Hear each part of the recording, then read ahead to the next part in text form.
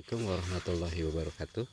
Alhamdulillah sukses pembenihan kemiri dari proses biji menjadi kucup kayak gini dan menjadi gini seperti ini, dan pada tumbuh ya. Ini satu, ini dan ini satu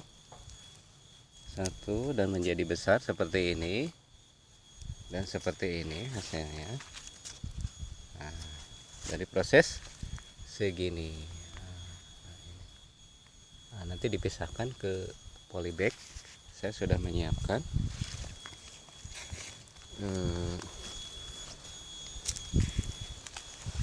seperti ini polybag yang untuk disebarkan ke titik-titik yang kemarau atau gersang.